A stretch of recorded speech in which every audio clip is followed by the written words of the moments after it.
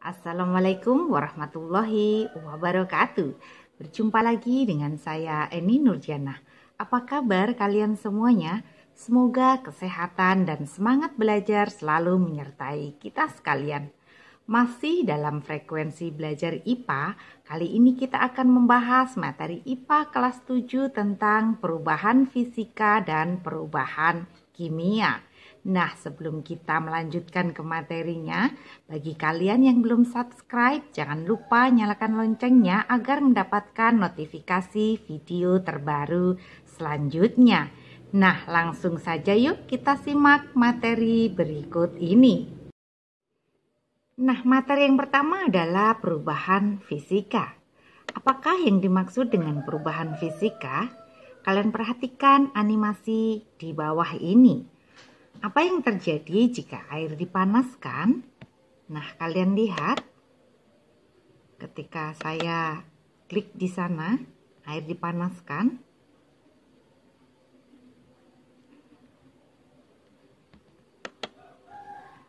Pada saat air dipanaskan, air akan berubah menjadi uap. Perubahan yang terjadi itu disebut perubahan fisika. Karena perubahan tersebut tidak membentuk zat baru. Air dan uap memiliki sifat kimia yang sama, hanya bentuknya saja yang berbeda.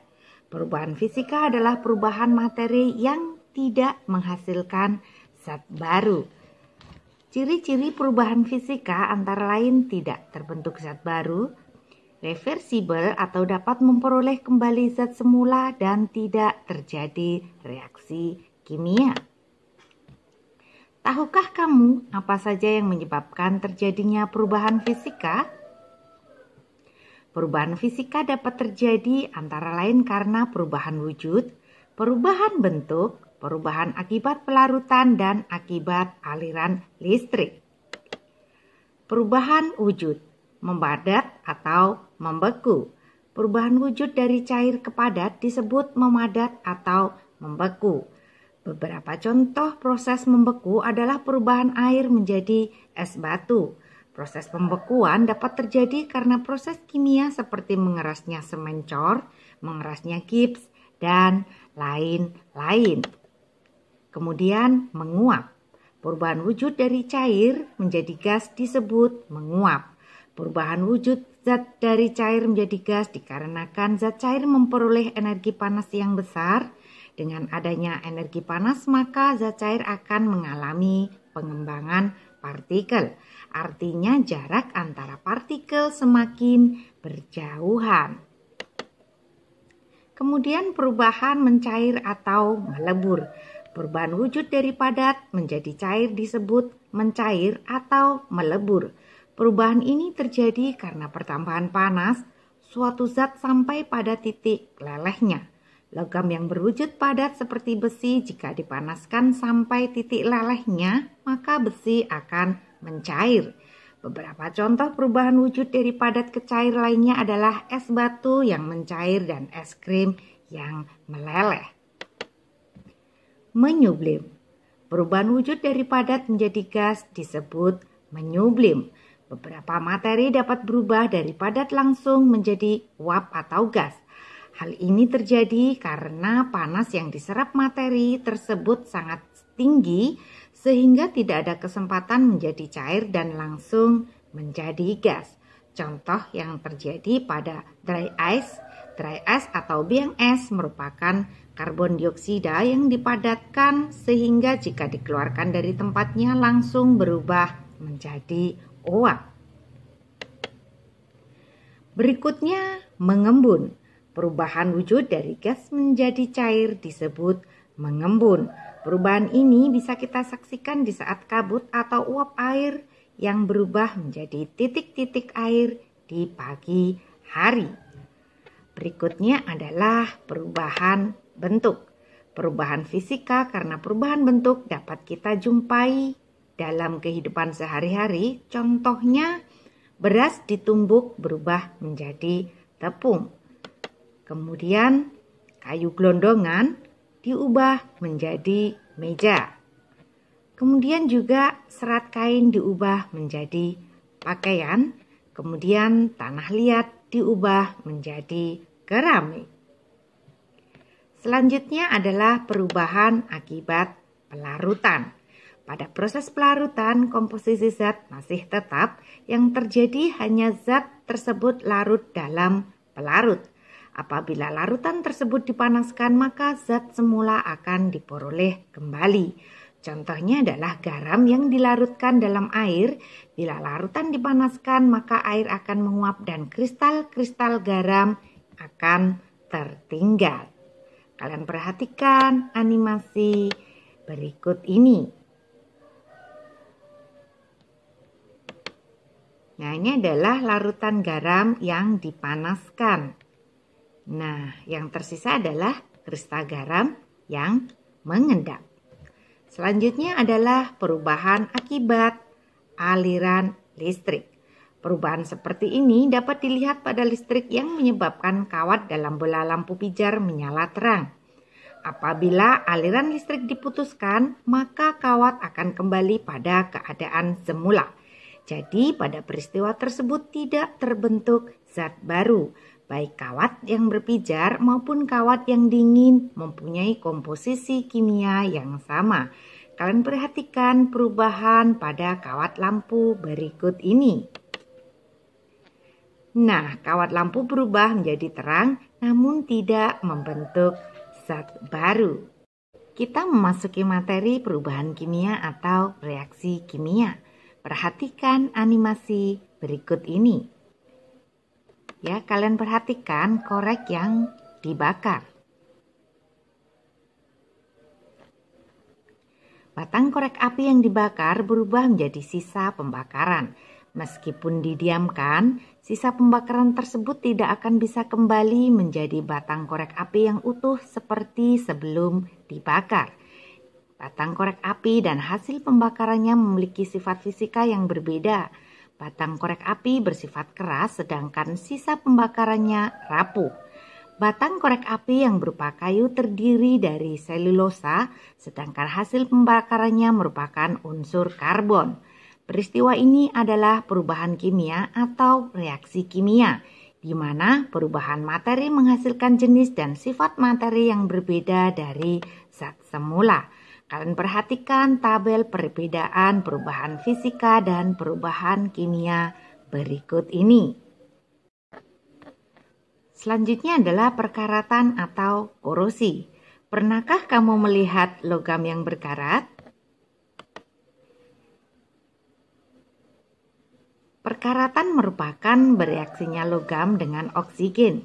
Beberapa faktor yang dapat menyebabkan dan mempercepat terjadinya karat adalah adanya oksigen dan air, jenis logam itu sendiri, tingkat keasaman lingkungan, dan adanya air dan garam.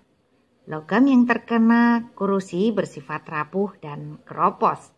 Hal ini sangat berbahaya jika terjadi pada pondasi atau bangunan yang terbuat dari besi berkarat. Logam berkarat juga berbahaya bagi kesehatan, terutama logam yang biasa dijadikan alat memasak atau alat kedokteran. Untuk mencegah perkaratan dapat dilakukan beberapa hal, yaitu dengan dilapisi dengan cat agar tidak terjadi kontak dengan udara luar. Kemudian yang kedua, dilumuri dengan pelumas atau minyak untuk menghindari kontak langsung dengan udara. Dijadikan paduan logam atau alloy dengan logam tahan korosi. Kemudian dilapisi logam tahan korosi atau electroplating. Kemudian dilindungi dengan perlindungan katode. Dan yang terakhir dilapisi plastik untuk menghindari kontak langsung dengan udara. Nah, selanjutnya adalah pembakaran. Tahukah kamu apa yang dimaksud dengan pembakaran? Pembakaran dalam kimia adalah bereaksinya suatu zat dengan oksigen. Pembakaran dalam kimia berbeda dengan pembakaran di kehidupan sehari-hari yang merupakan peristiwa bereaksinya suatu benda dengan api. Pembakaran dalam kimia terdiri dari dua macam, yaitu pembakaran sempurna. Pada pembakaran sempurna selalu dihasilkan gas karbon dioksida dan uap air. Pembakaran sempurna terjadi karena dalam tempat tersebut banyak tersedia oksigen sehingga cukup untuk membakar seluruh bahan bakar. Berikut ini adalah reaksi pada pembakaran sempurna. Kemudian pembakaran tidak sempurna.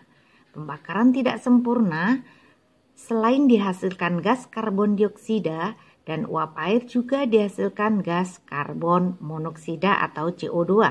Pada pembakaran tidak sempurna, gas oksigen yang diperlukan jumlahnya terbatas dan tidak semua bahan bakar terbakar.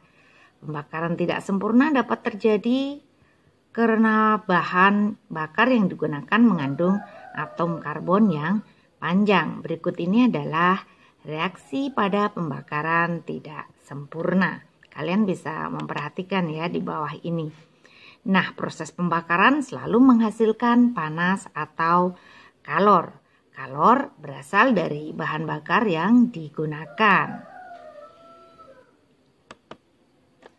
Selanjutnya ada proses fotosintesis. Tahukah kamu bahwa pada proses fotosintesis terjadi perubahan kimia? Proses fotosintesis terjadi dalam tumbuhan yang mengandung klorofil. Fotosintesis terjadi karena adanya gas karbon dioksida, CO2 dan uap air H2O dengan bantuan sinar matahari sehingga menghasilkan glukosa atau gula dan gas oksigen atau O2. Selanjutnya ada peragian atau fermentasi. Proses fermentasi merupakan perubahan kimia. Nah, apakah yang dimaksud dengan fermentasi? Kalian perhatikan, proses fermentasi menggunakan bantuan ragi atau bakteri guna menghasilkan materi yang berbeda. Beberapa contoh makanan yang dihasilkan dari proses fermentasi antara lain tepung diubah menjadi roti. Gula yang terkandung dalam tepung difermentasi secara aerob dalam suasana asam sehingga menghasilkan gas CO2 dan alkohol. Kemudian susu diubah menjadi keju. Keju merupakan hasil fermentasi susu oleh adanya bakteri Streptococcus lactis. Jenis dan kualitas keju ditentukan oleh lamanya pematangan, kualitas susu, jenis kapang, dan peragian. Kemudian susu diubah menjadi yogurt. Yogurt adalah hasil fermentasi susu oleh bakteri penghasil asam laktat. Streptococcus thermophilus berperan untuk memproduksi asam dan Lactobacillus bulgaris berperan untuk menambah rasa dan aroma. Susu dan yogurt sangat berbeda dari segi fisik maupun kimiawi. Yogurt berasa asam dan agak kental. Oleh sebab itu, perubahan susu menjadi yogurt termasuk perubahan kimia. Nah, kita memasuki materi persamaan reaksi kimia. Tahukah kamu cara penulisan reaksi kimia?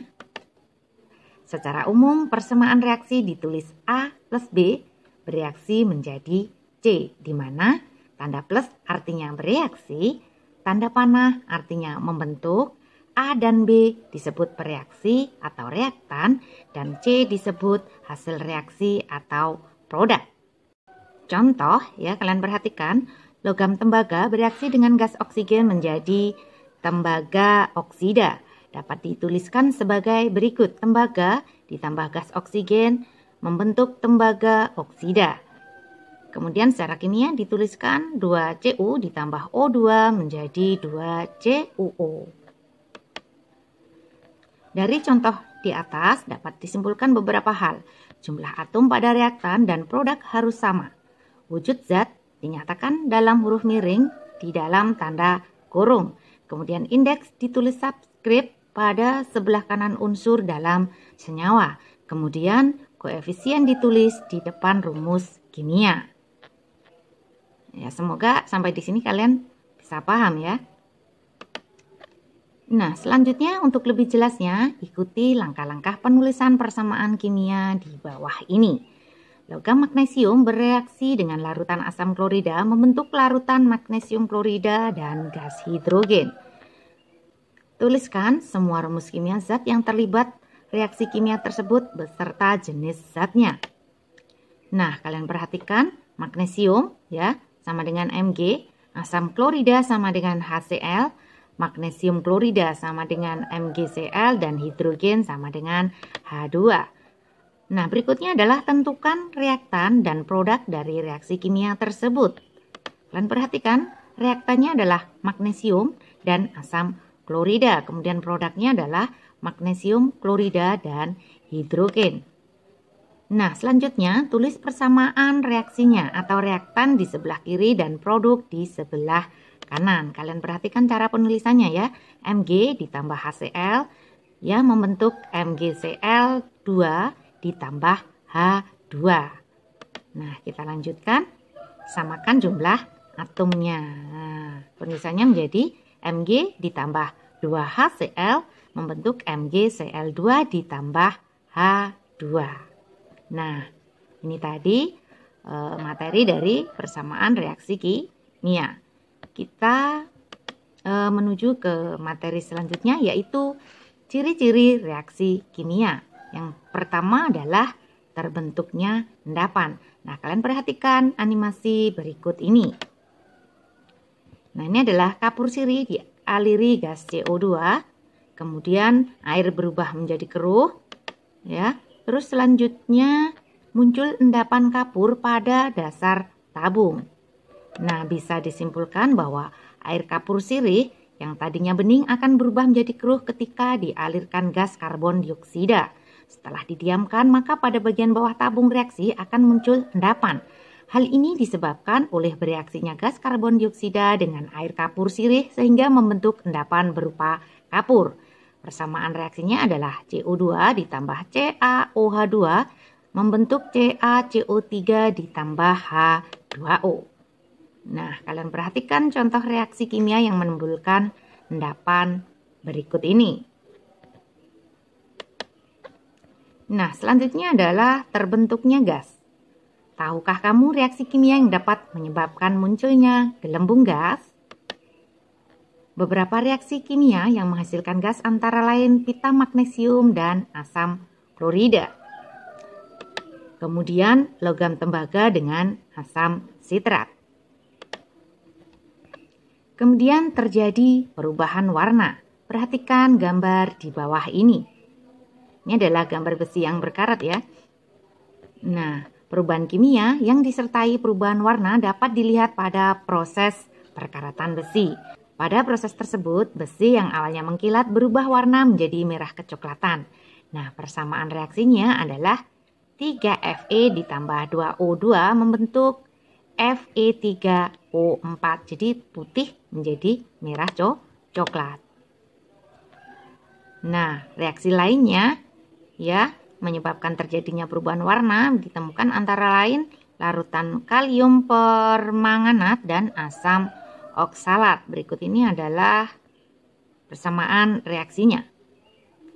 Ciri-ciri reaksi kimia yang berikutnya adalah terjadinya perubahan suhu. Perubahan kimia atau reaksi kimia senantiasa melibatkan perubahan energi. Reaksi kimia dapat menyerap atau melepas kalor atau panas kepada lingkungannya. Berdasarkan keterlibatan kalor, reaksi kimia dibagi menjadi dua jenis, yaitu reaksi eksoterm dan reaksi endoterm. Reaksi eksoterm merupakan reaksi yang menghasilkan panas. Timbulnya panas ditandai dengan adanya kenaikan suhu. Proses pembakaran merupakan contoh dari reaksi eksoterm, termasuk proses pernafasan manusia juga termasuk reaksi eksoterm karena proses pernafasan menghasilkan panas. Contoh reaksi lainnya adalah reaksi antara kapur tohor dan air, reaksi antara logam Na dengan air, reaksi antara larutan NaOH dengan larutan HCl, dan reaksi pembakaran pita magnesium. Selanjutnya adalah reaksi endoterm, merupakan reaksi yang membutuhkan atau menyerap kalor. Reaksi ini ditandai dengan adanya penurunan suhu. Proses fotosintesis merupakan contoh reaksi endoterm dalam kehidupan sehari-hari. Baiklah, kita memasuki materi selanjutnya yaitu laju reaksi. Tahukah kamu apa yang dimaksud dengan laju reaksi? Kalian perhatikan, misalkan sebuah zat kimia A dalam waktu tertentu berubah menjadi zat kimia B dengan persamaan A sebagai reaksi membentuk B hasil reaksi. Kalian perhatikan ya, dari persamaan tadi, mula-mula zat yang ada hanya A sedangkan zat B belum ada. Sejalan dengan bertambahnya waktu, zat A makin berkurang dan zat B makin bertambah. Nah, dari sini bisa disimpulkan bahwa laju reaksi adalah pengurangan konsentrasi reaksi tiap satuan waktu atau pertambahan konsentrasi hasil reaksi tiap satuan waktu. Kalian perhatikan grafik laju reaksi berikut ini. Dan pada laju reaksi dapat dirumuskan VA sama dengan negatif A dibagi dengan delta T dan VB ya positif B dibagi dengan delta T. Kalian perhatikan ya rumus laju reaksi berikut ini. Selanjutnya mengukur kecepatan reaksi. Kecepatan reaksi dapat diketahui dengan mengukur sesuatu yang berubah terhadap waktu. Perhatikan reaksi antara asam klorida dengan kepingan kalsium karbonat di dalam tabung reaksi.